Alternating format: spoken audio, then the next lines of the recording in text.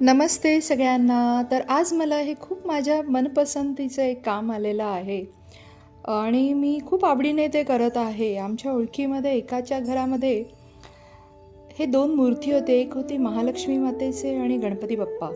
ह्या दोन्ही मूर्तींना परत एकदा नव्याने उभारण्याची मला एक ती संधी मिळाली आहे आणि ह्या मूर्तीमध्ये बरेच रंग निघून गेले होते. खूप जुनी मूर्ती आहे आणि त्यांची त्या मूर्तीवर खूप आस्था आहे आणि त्यांना ही मूर्ती खूप छान नव्यासारखी अगदी हवी होती.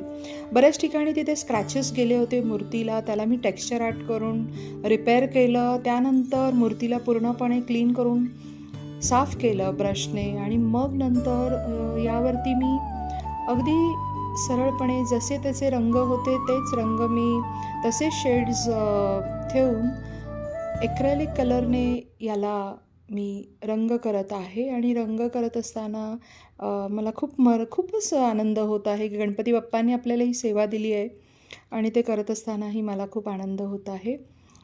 त्याच्यामध्ये जे बारीक काम होतं तेही मी अगदी मनापासून करत आहे आणि त्याला शेवटी मग रंग वगैरे सगळं झाल्यानंतर मग त्याच्यावरती ग्लेझिंग केलेली आहे जेणेकरून ही मूर्ती बऱ्याच वर्ष त्यांच्या पूजनात उपयोगी यावी.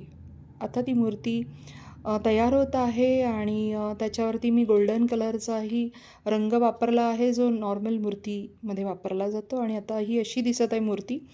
तुम्हाला ही कसं वाटलं ते नक्की मला सांगा. थँक्यू.